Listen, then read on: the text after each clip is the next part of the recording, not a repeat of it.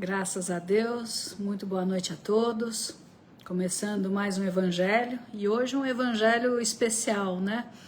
Especial porque estamos iniciando mais um ano, pedindo as bênçãos do Pai, da espiritualidade amiga, do nosso Mestre Jesus, para que a gente tenha um ano de êxito. Mas não vamos pensar no êxito no cunho material, embora ele também faça parte da nossa vida e muito. Mas esse êxito da alma, essa superação das nossas sombras, das nossas mazelas morais, que vira e mexe e voltam. Quando a gente pensa que a gente já está se desvencilhando, elas podem assediar novamente o nosso campo emocional, o nosso campo psíquico, e a gente pode instabilizar. Então, que é em cima dessas vibrações, do vencer sobre nós mesmos, o nosso íntimo, é que a gente roga a Deus a força e a proteção para esse ano que inicia. Vamos juntos então em prece começar o nosso trabalho?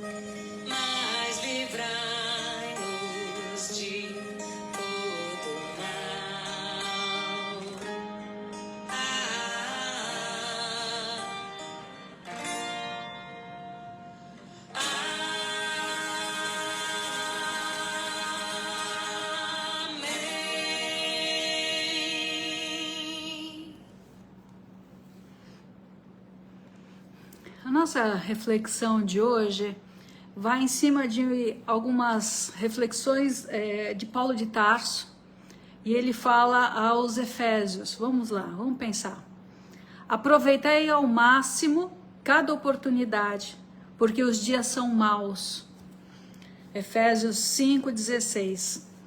Aproveitai cada oportunidade, porque os dias são maus. Me chamou muito a atenção, né? O que ele quer dizer com os dias são maus? Porque muitas vezes a gente fica num duelo com o tempo. porque o tempo passa rápido ou passa devagar. Quando a gente está com dor, parece que é uma eternidade.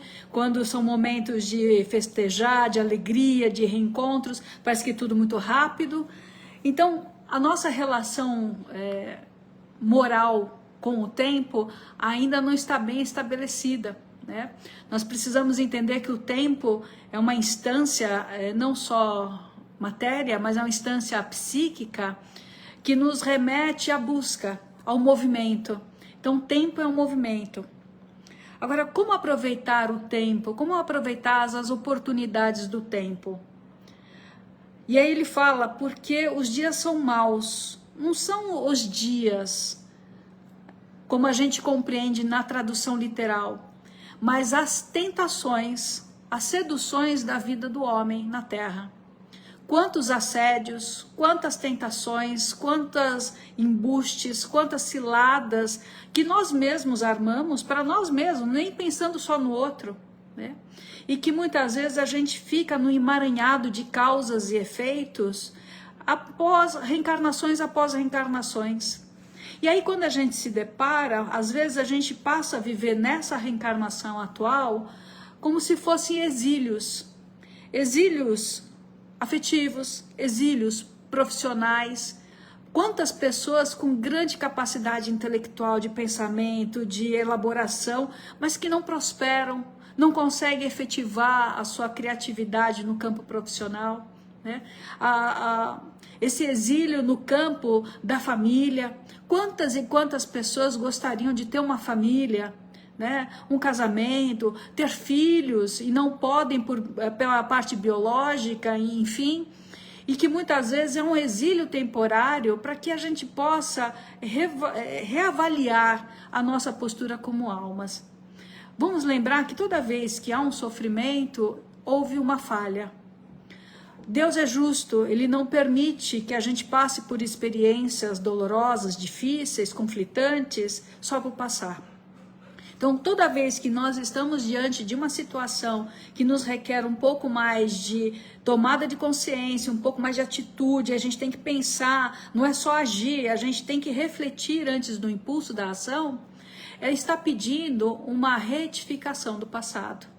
Então, quando nós estamos vivenciando isso, é um tempo necessário diante do erro, diante do tempo errado que nós vivemos.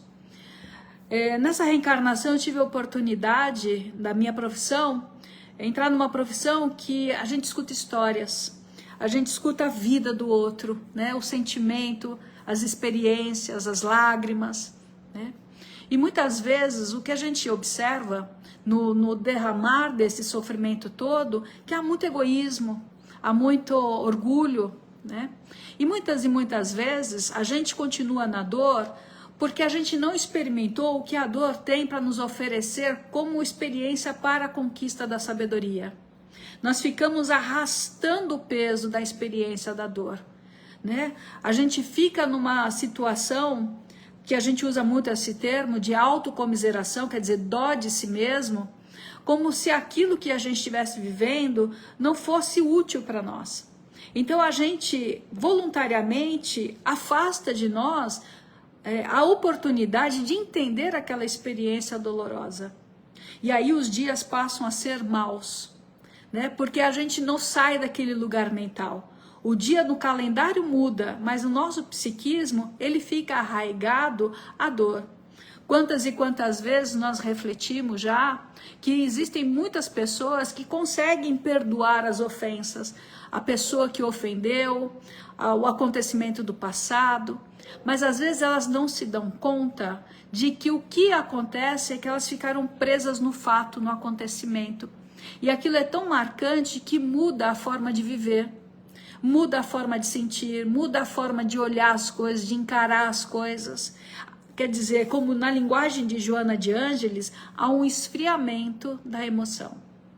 Para distanciar a dor, o indivíduo se distancia também da própria afetividade, da própria emoção. E ele passa então a agir de uma forma meio automática, sem prestar atenção no que pensa, no que sente. E isso é muito complicado porque a gente passa a viver de trauma. Então, trauma é aquela condição, seja física, seja emocional, seja espiritual. Trauma é aquela condição que nos tira do lugar comum, nos tira daquilo que a gente acha que é o equilíbrio, faz a gente entrar em choque de uma realidade, de uma situação que tira a gente do conforto emocional, do conforto existencial. E muitas vezes o trauma, ele continua conversando com a gente mentalmente como se fossem assombrações. Determinam pensamentos negativos, determinam sensações persecutórias, sensações de perseguição. E o que a gente tem presenciado muito nesse processo todo terapêutico, junto à psicologia, olhando também a evolução moral do ser humano na Terra, é que a gente fica preso num labirinto de lamentações, que a gente não consegue reprogramar atitudes. E então entramos num sentimento de indignidade. Vejam bem, não é indignação, né? Indignação é quando a gente está indignado para fora. Indignidade é quando estabelece internamente um padrão de que eu não sou digno de receber nada. Eu não sou digno de ser capaz de ter sucesso. Eu não sou digno de ser capaz de ter uma relação afetiva amorosa. Eu não sou digno de ter uma condição financeira mais adequada. E essa situação interna que a gente não percebe, que a gente passa a vibrar, começa a atrair situações, problemas para a nossa vida. E então passamos a atrair situações que vão confirmar, né, esse sentimento interno. E isso é muito sério. Por isso que esse exercício do evangelho, olha só a importância do evangelho. Para algumas pessoas, o evangelho é igual a parábola do semeador, né? A semente cai no longo do caminho e não faz diferença. Os pássaros vêm e comem. Outras caem no meio dos espinhos que sufocam, outros no meio da pedra. Quer dizer, muitas vezes a palavra do evangelho são palavras apenas onde a gente não presta atenção no seu significado, na sua tradução. A gente fica preso à letra e não ao sentido educacional que ele está nos propondo. E aí a gente fica igual autômatos. E a gente fica perdido no pensamento. Nesse automatismo de reflexão, a gente vai vivendo de forma muito escassa. Então, hoje falando na abertura de um ano, pensando na prosperidade, como a gente falou ainda há pouco, que a gente pense na prosperidade no sentido de dar, como diz, né, Santo Agostinho, né, que a carência não é aquilo que nos falta, a carência que o nosso espírito sente e que pode se manifestar também na matéria, é a necessidade de devolver. Veja, a espiritualidade está sempre nos comentando, sempre nos elucidando que ninguém tira nada de ninguém. Se a gente tem essa experiência, é uma forma também da gente devolver através da experiência, através do sentimento, aquilo que a gente foi capaz de lesar o outro. E é nesse caminho que a gente vai percebendo entre causas e efeitos, ação e reação, que a gente vai começando a se desconectar desses karmas. Não é o quanto eu tenho que pagar, vejam bem, não é o quanto que eu tenho que sofrer, é o quanto eu aproveito a angústia da minha alma para me tornar alguém diferente do que eu já fui. A grande busca, a grande competição, se a gente pode dizer assim, é a competição sobre o nosso passado que está ainda falando muito forte dentro de nós. É um passado que volta na sensação do desespero, do desalento, da falta de fé, aquela insegurança crônica que tudo parece ruir à nossa volta. Então nós precisamos trazer essa interpretação do evangelho no sentido mais real, não como se fosse um apóstolo, fosse um mensageiro apenas. Jesus é o mestre, ele veio nos mostrar, provando, executando, aplicando, falando, curando o que a gente precisa. Se a gente observar cada cura, cada orientação dada aos apóstolos, o sermão das montanhas, o sermão do monte, tudo aquilo é a busca da interiorização. E vejam, a gente está vivendo um tempo onde tudo se expõe, a pessoa expõe o prato que está comendo, expõe o local que ela está vivendo, ela expõe o corpo, ela expõe as relações, ela se expõe. né? Então a gente está vivendo uma época de um narcisismo muito adoecido. E se a gente lembrar na história, a gente vai pensar que houve um narcisista terrível na época, né, cristã, no início do cristianismo, que foi Nero, né, que estava ali tão alucinado pela própria vaidade, pela própria importância, que ele não media o quanto ele machucava o outro, o quanto que ele era tirano, o quanto ele era duro nas suas decisões. Ele achava que o mundo estava para satisfazê-lo.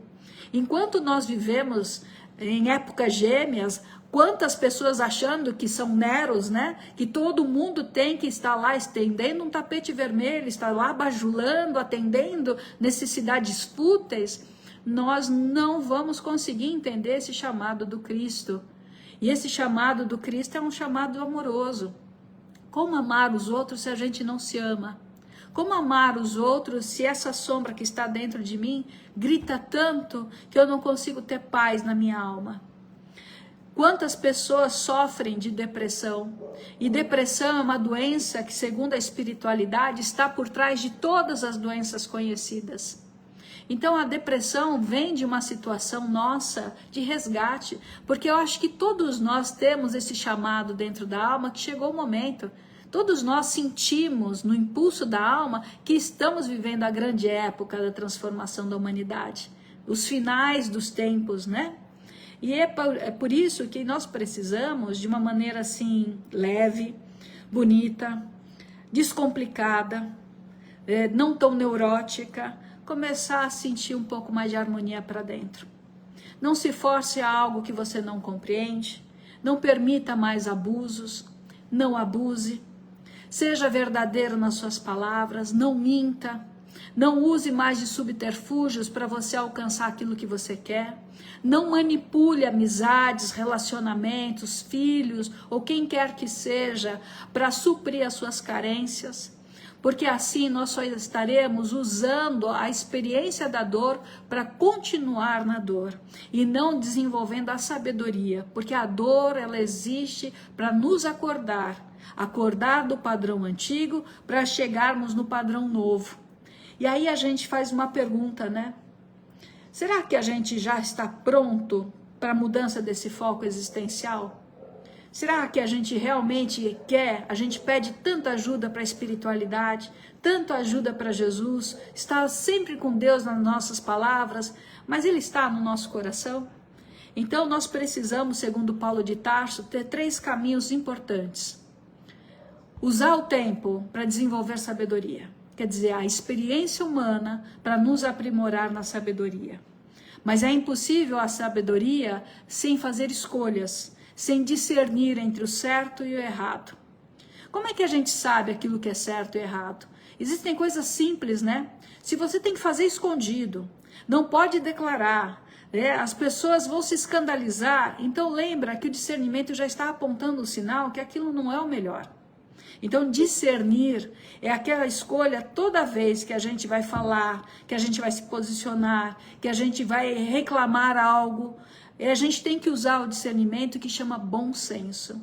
E para que essa sabedoria seja ativada com o discernimento, nós precisamos ter vigilância. Porque a sombra vem, a sombra é esse arquétipo que está vivo dentro de nós, são lembranças, são recalques, são tensões, são vibrações que ainda estão vivas como chagas no nosso espírito, que ainda falam alto conosco e gritam em comportamentos e atitudes. E através então dessa vigilância, de quando essa sombra aparece, a gente conseguir ter essa vigilância amorosa, se devemos ou não devemos agir. Usar a sabedoria da experiência da dor que já causamos e já sentimos para reprogramar o nosso comportamento de uma vez por todas. Que Jesus, mestre de todas as horas, nos ensine realmente a ser esse homem integral.